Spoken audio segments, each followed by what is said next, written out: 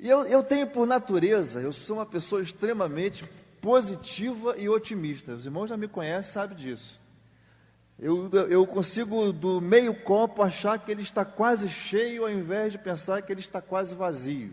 Eu sou assim, eu olho sempre positivo. Eu penso sempre que vai dar certo.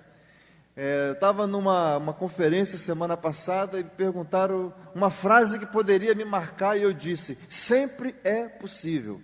Para mim, eu penso assim, sempre é possível. E quando a gente passa por esse momento de expectativa, creio que não é diferente na vida de todo mundo aqui, todo mundo tem a sua expectativa, todo mundo espera por algo, todo mundo deseja algo, todo mundo quer algo. Eu fico pensando na expectativa que nós temos para com Deus. O que você espera de Deus? Qual é a sua expectativa de Deus? O que motiva você vir aqui a este lugar, buscar por Deus? O que você espera por Deus? Eu vou ser sincero aos irmãos, eu espero sempre coisas grandes. Sempre coisas grandes. E mesmo que eu consiga ver coisas grandes através de coisas simples, a minha expectativa sempre é coisas grandes. Por exemplo, eu consigo ver coisas grandes. Eu nasci assim, eu cresci assim, vou ser sempre assim. Viu? Como é que sabe? Gabriela. Nasci assim, cresci assim e vou ser sempre assim. Tem gente no meio de nós que pensa assim: eu nasci para ser uma desgraça. Eu nasci para viver no sofrimento. Eu nasci para padecer. Eu sou uma desgraça na minha família. Eu sou uma praga no meio da minha casa. Eu não sirvo e não presto para nada. Ei, querido, isso acabou. O sangue de Jesus nos purifica de todo pecado e nos livra de toda injustiça. Eu e você precisamos dessa visão, dessa providência, desejar uma vida melhor, ser uma pessoa melhor, ter uma vida mais produtiva, ter uma vida abundante. A gente pensa assim: mas pastor, isso é espiritual? Isso é espiritual.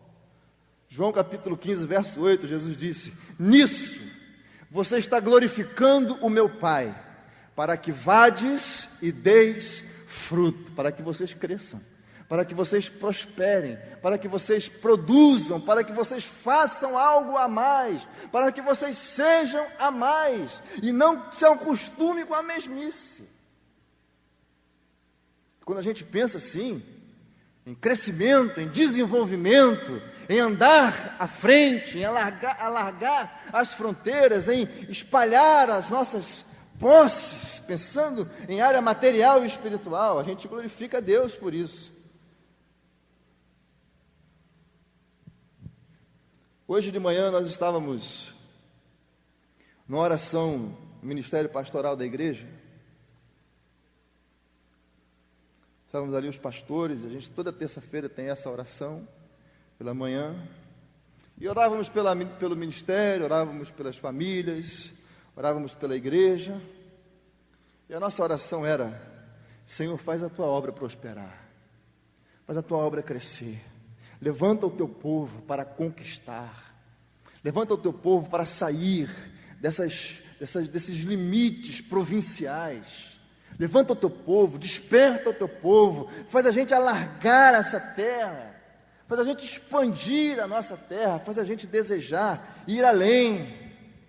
Amados, eu acho que o nosso pensamento é crescer, avançar, prosperar, abençoar mais pessoas. Você pode dizer amém para isso?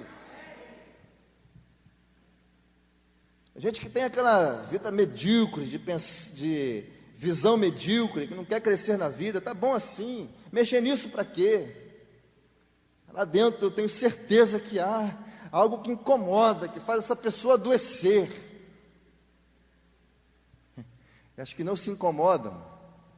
A gente poderia até apelidar de crente carrinho de mão. Tem uma música, né? Diz carrinho de mão, papá, não tem? Crente carrinho de mão é aquele que você precisa empurrar sempre, sabe? nunca consegue andar, nunca consegue ir adiante, tem sempre que empurrar. Você tem sempre que conduzir o sujeito a algum lugar, ele nunca consegue ir. Precisa parar com isso, precisa ter uma visão de crescimento, precisa de avançar na nossa vida espiritual. Ler a palavra, orar, estar diante de Deus, vir à escola bíblica dominical, desejar mais de Deus, porque, querido, quando eu tomo essa providência, eu posso ter a expectativa do grande de Deus, eu posso ter a expectativa das maravilhas de Deus, porque a palavra amplia a minha visão, a palavra enlarguece a minha visão, a palavra me mostra novos horizontes. A gente deseja crescimento espiritual, não existe, queridos, guardem bem isso, preste atenção nisso, não existe crescimento espiritual sem palavra de Deus, não existe. Não adianta você vir terça, quinta, apenas ouvir aqui essa mensagem sem aprofundar, e a gente aprofunda isso na escola bíblica. Domingo dia 13 começa a escola bíblica, se você não faz parte, passe a fazer. Tenha a visão de crescimento, se mostre, sabe? Não fique naquela posição de dizer, pastor, eu sou crente há 25 anos, quando na verdade você não saiu do primeiro.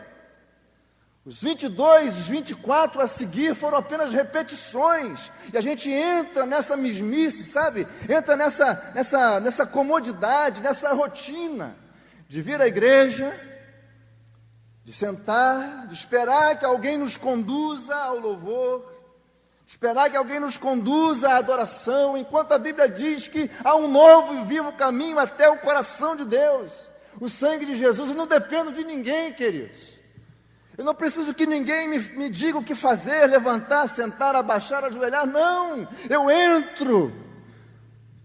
Dá um barulho meio esquisito aqui, ó, está dando uma microfonia aqui, eu não preciso que ninguém faça nada. E o que a gente quer é que você também tenha esse entendimento, que você cresça, que você se desenvolva, que você tenha essa visão, e é a palavra que dá para nós esse norte. Se você quer esperar coisas grandes de Deus, ainda que você as veja pequenas, mas sempre será grande. Quer prova disso?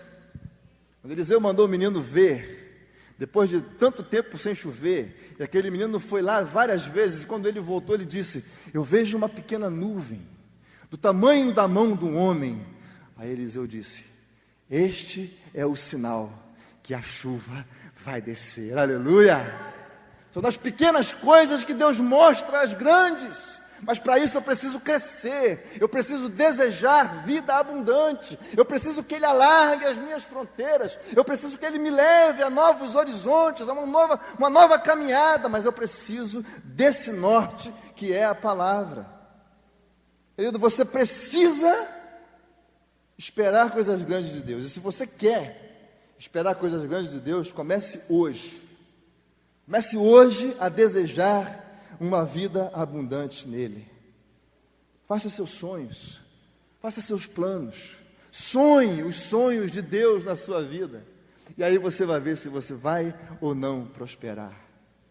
Muita gente que se acomoda na incredulidade, e aí deixa de receber essa abundância de Deus na sua vida. Terceira providência que eu preciso fazer nessa expectativa do grande de Deus na minha vida, é desejar a manifestação do poder de Deus.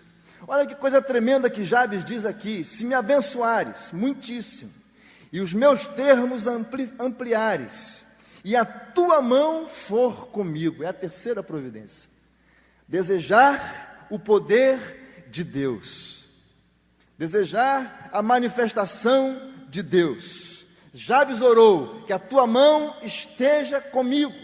Ei, a mão de Deus é poderosa, você pode dizer amém? Os céus são obras das mãos de Deus. O salmista no Salmo 19, ele diz, os céus proclamam a glória de Deus e o firmamento anunciam as obras das tuas mãos, aleluia. A mão de Deus é poderosa, porque Ele faz maravilhas. A mão de Deus é poderosa porque eu e você fomos criados pelas suas mãos.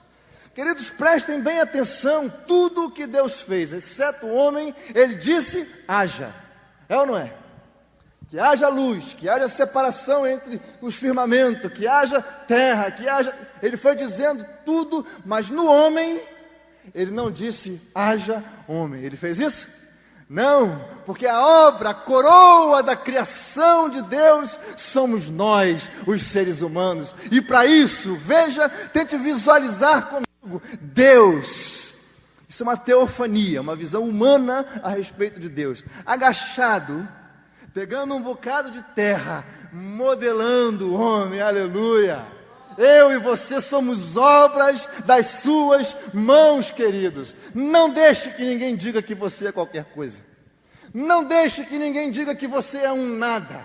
Não deixe que ninguém diga que você é um fracassado, porque você é obra das mãos de Deus. Aleluia! Foram as mãos de Deus que nos formaram. Nós temos impregnados em nós as marcas digitais de Deus, aleluia. Que frase linda. As digitais de Deus na minha vida. Aonde eu chego, se for passado num scanner infravermelho, vai dizer ali, é de Deus. Aleluia. A mão de Deus mostrou o seu poderio quando Ele livrou Israel do Egito. Vocês conhecem a história. O povo escravizado, 430 anos. Deus levanta Moisés e com força, com poder, com grande poder, com um braço poderoso, Ele tira Israel do cativeiro e conduz Israel para o lugar, para a terra prometida. É a grande mão de Deus, o braço de poder de Deus. É um texto impressionante em 1 Reis 18:46 que diz, e a mão do Senhor estava sobre Elias, o qual cingiu os lombos, e veio correndo perante Acabe até a entrada de Jezreel. Interessante é que na nova versão internacional, a NVI, esse termo mão, a tradução ele muda por poder. E não está errado não. É o poder de Deus que veio sobre Elias. E se você ler a história, vai ver que acontece algo sobrenatural. Elias precisava chegar a Jezreel para entregar a mensagem lá. Acabe estava indo, só que Acabe estava indo de carro. Acabe ia de carro. E Elias não tinha carro. E sabe o que aconteceu? Elias começou a correr. A mão de Deus sobre ele, o poder de Deus sobre ele, fez com que ele alcançasse Acabe, passasse por Acabe e chegasse primeiro em Jezreel. Quando o poder de Deus está sobre a nossa vida, nós conseguimos superar os obstáculos, nós conseguimos vencer as barreiras, conseguimos fazer até coisas que são impossíveis aos olhos dos homens, quando o poder de Deus está sobre a nossa vida. Sabe, querido, você precisa desejar sobre a sua vida o poder de Deus. Você precisa querer a manifestação desse poder de Deus na sua vida. E a gente pode começar isso hoje. Você pode começar isso hoje, a fazer esta oração, a tomar essas providências. Senhor, me abençoa. Senhor, alarga a minha vida, me dá uma vida abundante. Senhor, manifesta sobre a minha vida o teu poder, que a tua mão seja comigo. Nós podemos tomar a quarta providência. Ele ora, o verso 10 ainda. Ele diz no finalzinho: se me fizeres guardar do mal, guarda-me do mal, livra-me das dores. O seu nome dizia isso. Eu causo dor, eu causo sofrimento, livra-me das dores. Sabe, ninguém aqui está isento, imune aos problemas, às dificuldades ou aos males. Sabe por quê? Porque a Bíblia diz, João 10:10, que o ladrão vem para roubar, matar e destruir. E não pense você, porque nós estamos aqui hoje, ele não está trabalhando as suas ciladas contra as nossas vidas. Satanás, ele não cansa. Satanás, ele não para. Satanás, ele não tem pressa. Apesar dele não ter o domínio do tempo, mas ele não tem pressa. Ele espera o tempo que for necessário para destruir a vida das pessoas. O diabo, ele é destruidor escolado. Ele possui doutorado, mestrado, todos os requisitos de superioridade que você possa imaginar nessa categoria de destruir. Ele faz isso com destreza. Aí Jabes vem e fala: se me livrares do mal. O que me ensina aqui é que eu preciso da cobertura espiritual de Deus sobre a minha vida. Irmãos, a gente não sabe dos livramentos que Deus fez para nós chegarmos até aqui. Você pode não ter visto grandes coisas que Deus livrou para você chegar até aqui. Grandes através de um sorriso de uma criança. Eu consigo ver. Consigo ver a sinceridade, a alegria, o prazer pela vida, de compartilhar as coisas. Há poucos dias atrás eu estava indo para um casamento ali no Fonseca. E caiu uma chuva muito forte. Não sei quem passa ali pelaquela rodovia ali que vai dar no Fonseca, tem um pedaço que desabou. Não sei quem tem o hábito de passar por ali, desabou e ficou só em meia pista. Eu estava a 100 metros dali, quando aquilo aconteceu. Estava chovendo muito, São Gonçalo todo parado, Niterói todo parado, aquele trânsito fluindo devagar e de repente parou. Parou e a gente começou a ficar preocupado, porque era perto de uma comunidade, e nós estávamos vendo as pessoas virem correndo, eu pensei logo, é um arrastão. Mas aí não era que atrás de mim, a 100 metros atrás, a estrada desabou, irmãos. Estava eu, a minha esposa e a minha filha. Eu só vi isso no dia seguinte. Naquele momento eu não estava vendo, eu não sabia o que estava acontecendo. Porque de repente o trânsito começou a fluir de novo. Mas no dia seguinte, quando eu passei por ali e vi aquele buraco, aquela cratera no meio da estrada, eu perguntei o que foi isso, e alguém disse: foi a chuva de ontem. E eu falei: o Senhor nos deu um livramento. A gente não imagina do que está acontecendo no mundo espiritual. A gente não imagina as artimanhas de Satanás contra a nossa vida. A gente não imagina o que ele está articulando, tramando contra a nossa vida. E muitas vezes usando até pessoas próximas a nós, para dizer uma palavra de sutileza, tipo assim: não tem nada a ver. Pode fazer isso, não tem nada a ver. Isso é assim mesmo, isso virou moda, agora pode. E a gente às vezes entra por esse lado, cede e cai. Sabe, é aquela jovem, noiva, ou até mesmo namorada, que o namorado chega, o noivo chega e diz: se você me ama, vamos para a cama comigo. E aí ela pensa: eu amo, vou casar com ele mesmo. E aí cede: não. Se você me ama, então me espera para o casamento. É essa a resposta. A gente às vezes não imagina o que está sendo tramado à nossa volta para nos destruir, queridos. Então eu preciso pedir a proteção de Deus. Jesus orou, Jesus disse: livra-nos, na oração que ele ensina no Pai Nosso, ele diz: livra-nos do mal. Por quê? Porque o mal é evidente, o mal é uma realidade, ele existe. E eu e você precisamos da cobertura de Deus sobre a nossa vida.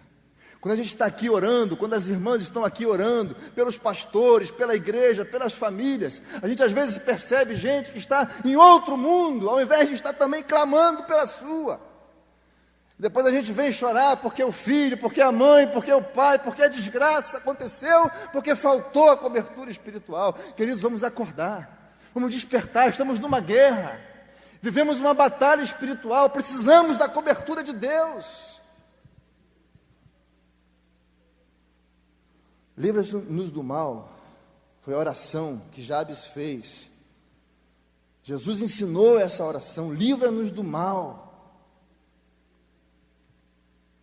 Nós precisamos da cobertura do Espírito Santo, precisamos da cobertura do sangue de Jesus. Você se lembra lá no Egito, quando o Senhor disse que mandaria o destruidor, o anjo da morte, para arrebatar, para tomar os primogênitos do Egito, os primogênitos de toda aquela terra? Você lembra? Qual foi a providência que Deus deu aos filhos de Israel através de Moisés? sacrifica um cordeiro, pega o sangue desse cordeiro, esparge ele nos umbrais e nas vergas da porta. Você faz alguma semelhança a esse sinal, umbrais e verga da porta? Lembra alguma coisa?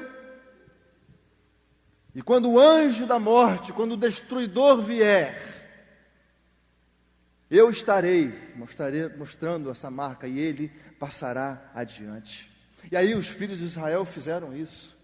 Isso aponta, queridos, preste atenção nisso. Isso aponta hoje para o sacrifício de Jesus na cruz do Calvário. O sangue de Jesus tem poder sobre a nossa vida.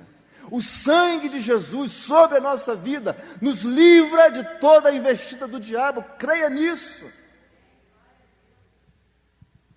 Quando Satanás chega diante da minha vida, diante da sua vida, da mesma forma como o anjo da morte chegou lá, naquelas casas, mesmo dos israelitas, quando ele chega na sua casa e vê ali que está marcado de sangue, ele olha e diz: aqui eu não posso. Aqui eu não posso. E passa de largo. Jesus é o Cordeiro de Deus, que na cruz do Calvário verteu o seu sangue, para que a nossa vida hoje pudesse ser coberta por Ele, livrando-nos do mal. Nós aprendemos hoje 4 providências que nós precisamos fazer para que nós possamos ver as grandes maravilhas de Deus. Queremos buscar a bênção de Deus, queremos a vida abundante, queremos o poder de Deus e precisamos da cobertura do Senhor. Se a gente tomar essas providências, queridos, com fé, pode esperar. Garanto isso para você, não por mim, mas pela palavra. Pode esperar que o melhor de Deus vai vir sobre a sua vida. Deus vai honrar a sua fé. Ele fez isso com Jabes. E Jabes foi o mais ilustre dos seus irmãos. Essa é a resposta de Deus. Amém? Você quer orar comigo? Vamos orar? Fazer essa mesma oração de Jabes? Me abençoa, me dá uma vida abundante, me dá o seu poder, cobre a minha vida. Vamos orar juntos? Você pode se colocar em pé? Você quer orar comigo? Você entendeu a palavra, entendeu? Diga amém. Eu sei que entendeu. Se você quer orar comigo, eu queria que você saísse do seu lugar e viesse aqui no altar para nós orarmos, em nome de Jesus. Deus, em nome de Jesus, aqui estão os teus filhos nessa noite. Deus, que entenderam a tua palavra, que ouviram a tua palavra. Teu Espírito tocou-lhe os corações e eles entenderam isso. E vieram aqui a este altar, Deus, para fazer essa mesma oração de Jabes. Este homem que poderia passar desapercebido, esse homem que poderia ser anônimo até, esse homem que tinha um nome para ser um dos mais miseráveis de toda a história. Você me causa dor, você me faz sofrer. Era isso que passava todas as vezes que a mãe dele chamava pelo nome. Esse homem não se conformou com isso, Deus, e ele orou: se me abençoares. Ele orou: se alargares as minhas fronteiras, se a tua mão, se o teu poder for comigo, se a tua cobertura estiver sobre mim. Ah, Deus, estamos aqui fazendo essa mesma oração, para que tu abençoes a vida de cada um dos teus filhos. O Senhor conhece a dor, o Senhor conhece a lágrima, o Senhor conhece o sofrimento, o Senhor conhece o sonho, o Senhor conhece a razão pelo qual os teus filhos estão aqui, o momento que eles estão enfrentando, a luta que eles estão passando. O Senhor não nos isenta de nada disso, mas eles estão aqui, ó Deus, porque entenderam a tua palavra. E a minha oração em minha com a tua palavra é que o Senhor faça como o Senhor fez com Jabes, que o Senhor transforme, que o Senhor mude, que o Senhor abençoe, que o Senhor faça prosperar a vida abundante, que o Senhor traga poder sobre a vida deles, que o Senhor traga as tuas marcas sobre a vida dele, que o Senhor faça vir sobre a vida de cada um e sobre a vida de cada família aqui representada, a cobertura do Senhor sobre eles, em nome de Jesus. Deus, eu oro assim, na certeza de que o Senhor vai fazer na vida deles, como o Senhor fez com Jabes, o mais ilustre de todos os seus irmãos. E esse será o testemunho de cada um deles. Eles voltarão aqui dizendo: o Senhor me abençoou, aleluia. E eu, Deus, na qualidade de ministro do Evangelho, na qualidade de profeta de Deus nesse lugar, eu quero profetizar, eu quero ministrar a bênção de Deus sobre a vida de cada um dos meus irmãos, em nome de Jesus, em nome de Jesus. E que seja assim, para que o teu nome seja engrandecido e exaltado, em nome de Jesus. Deus, aqui está esta taça, repleta de pedidos.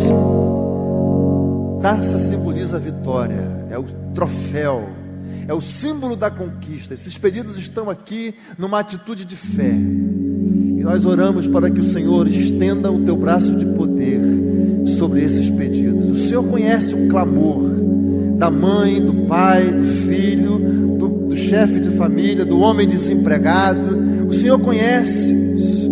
O Senhor conhece, Senhor.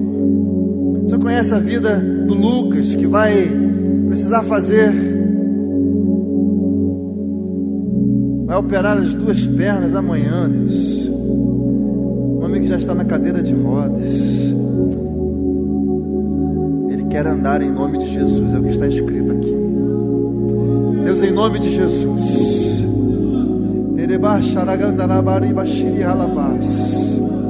eu profetizo sobre a vida do Lucas, Senhor, assim como o Senhor disse para aquele paralítico ali deitado no poço de Betesda: levanta e anda. Assim como o Senhor disse para o empregado daquele centurião: fique curado. E ele ficou. Eu não conheço Lucas, não sei aonde ele está, mas sei que o teu poder é transcendental. Então, Senhor, que o Espírito Santo de Deus toque agora nas pernas do Lucas, e que ele seja curado em nome de Jesus. O Senhor atenda a cada pedido, as campanhas, cada um dos teus filhos que estão fazendo as suas campanhas, que o Senhor venha honrar a fé dos teus filhos. Levantamos um clamor especial pelas famílias. Estamos nesse propósito, nessa campanha de oração pelas famílias. Senhor, em nome de Jesus, quebranta o coração do marido pedrado, quebranta, Senhor, o coração da esposa pedrada, traz de volta o filho que se foi. Senhor, em nome de Jesus, restaura os relacionamentos conjugais, restaura os relacionamentos pai e filho, filho e pai, restaura, Senhor, a harmonia da vida familiar no meio da tua igreja, em nome de Jesus. Enquanto, Senhor, as potestades, enquanto as forças do inferno trabalham para destruir a moral e a família, Senhor, a igreja de Jesus, ela se levanta com poder para clamar, para orar, para suplicar ao Senhor, para que em nome de Jesus, toda obra do inferno, toda seta do diabo, todo laço de Satanás, seja repreendido em nome de Jesus contra as famílias da tua casa. Ó Deus, nós oramos assim, em nome de Jesus. Leva-nos para os nossos lares, debaixo da tua proteção. Livra-nos de toda a represália do inferno. Ó Deus, os demônios das estradas, das encruzilhadas, do homem roubador sanguinário, da bala perdida, do carro desgovernado. Senhor, em nome de Jesus, livra-nos de todo mal. Faz-nos chegar em casa em segurança, debaixo da tua proteção. É a nossa oração, em nome de Jesus. Você pode aplaudir ao Senhor, querido? Oh, aleluia! Glória a Jesus. Coisas na presença de uma criança que, né, é inocente, que não pensa maldade, que não é, sabe? Eu consigo perceber essa grandeza de Deus numa simplicidade.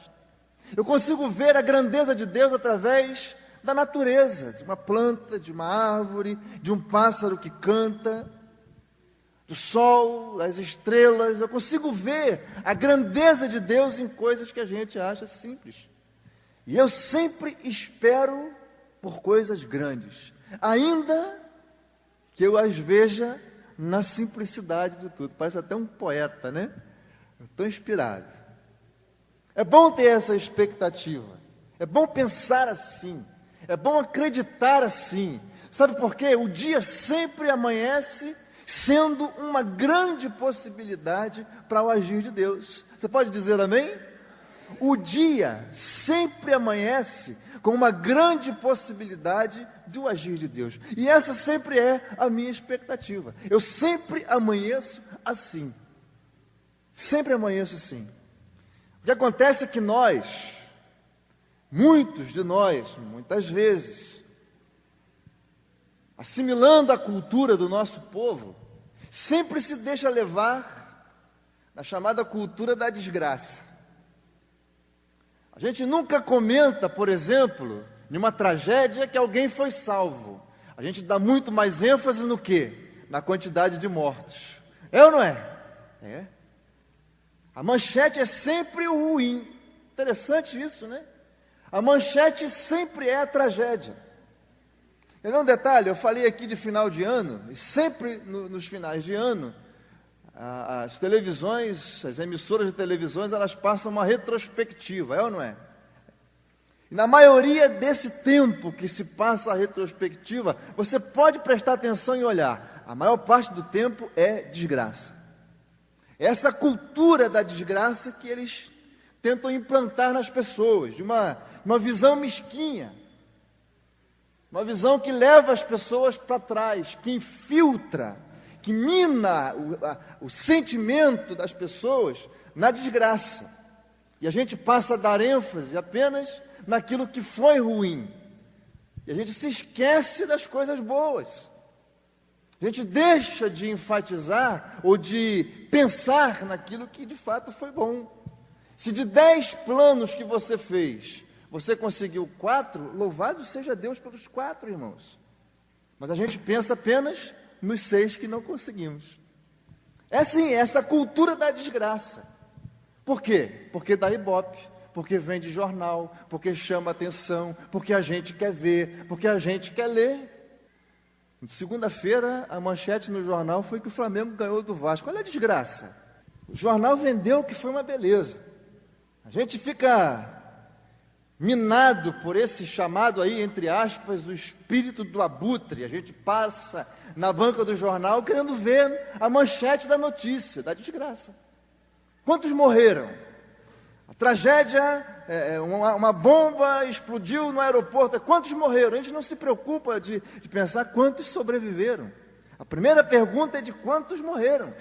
É o espírito do abutre.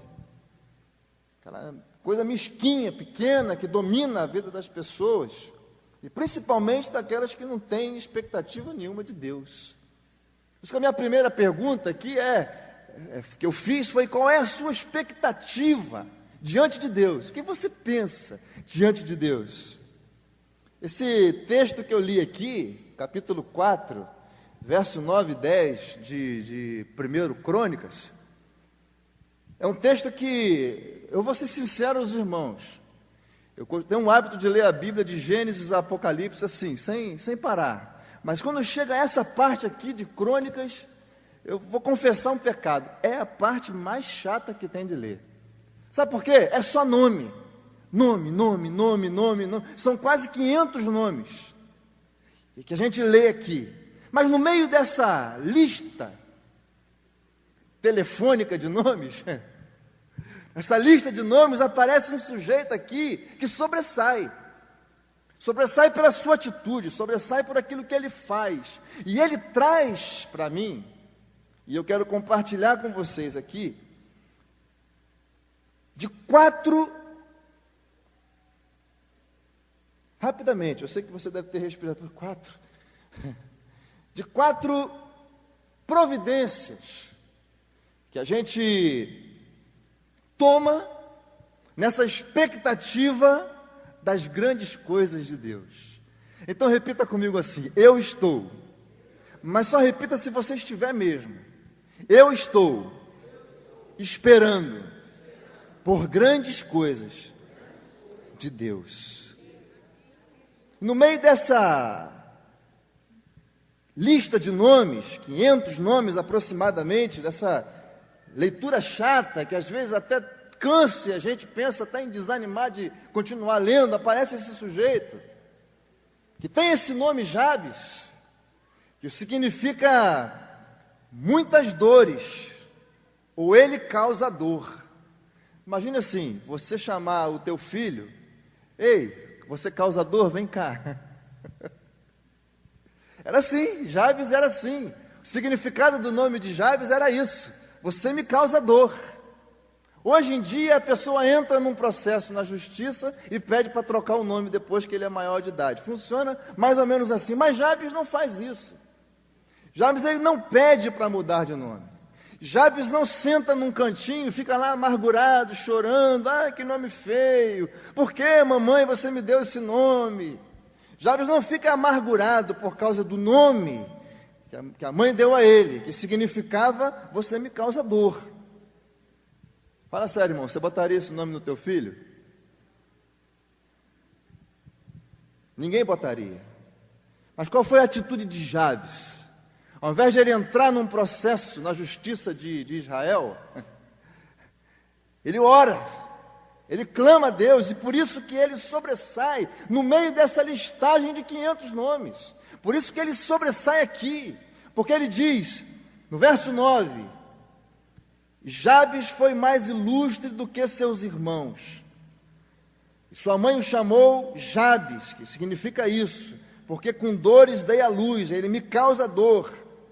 Mas o verso 10 ele diz, e Jabes invocou o nome do Deus de Israel. Ele ora, ele busca a presença de Deus, ele clama pelo Senhor.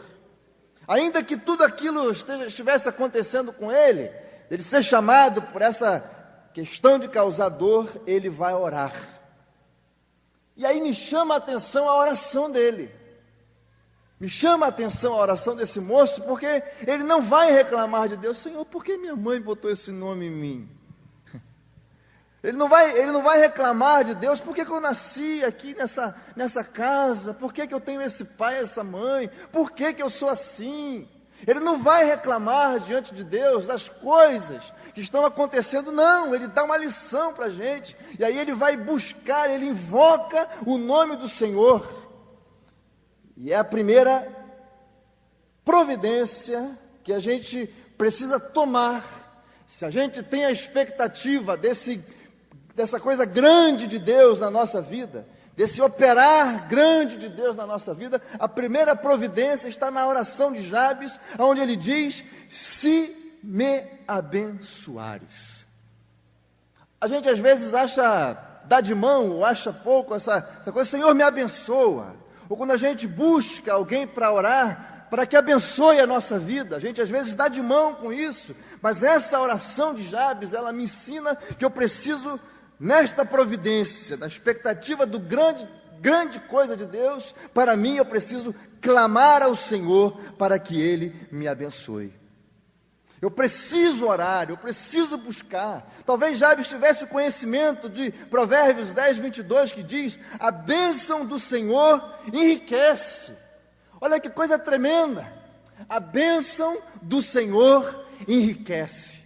Irmão, como eu quero ser rico da graça de Deus. Uma vez um irmão perguntou, você quer ser milionário ou você prefere continuar dependendo de Deus? Eu prefiro continuar dependendo de Deus, porque Deus não me deixa faltar nada. Quando eu penso que vai faltar, Deus supre. Teve um dia que eu estava aqui na cantina com fome e estava desprovido para até pagar um lanche, olha só, hein? Aí Deus usou um irmão para pagar o lanche para mim, sem eu esperar. Vamos lá, irmão, vamos lá que eu pago para você. E eu não pedi nada, não falei nada. Provisão de Deus. A bênção de Deus enriquece. Irmão, você quer a bênção de Deus? Você quer a bênção de Deus? Diga, você quer a bênção de Deus, sim ou não? Eu preciso pedir a bênção de Deus, porque ela me enriquece, mais do que o ouro, mais do que a prata. Quando teu filho pede a bênção, a gente está ensinando a Ana Luísa a tomar a bênção. Isso é coisa de velho, eu sei que é, mas é bom. Quando ela fala, bênção pai, eu digo: Deus te abençoe. A bênção de Deus sobre a vida da minha filha. Hoje eu recebi no gabinete uma moça que estava saindo para uma outra igreja. Eu achei interessante a atitude dela, de vir conversar com a gente e pedir: pastor, eu estou indo para uma outra igreja, desenvolver meu ministério, mas eu quero antes pedir a bênção dos pastores da minha igreja. Que coisa linda, irmãos! Quando a gente entende que precisa da bênção de Deus. Hoje a gente não ensina mais os filhos a tomar a bênção, não é? Deveria voltar a ensinar. Bênção, pai. Deus te abençoe.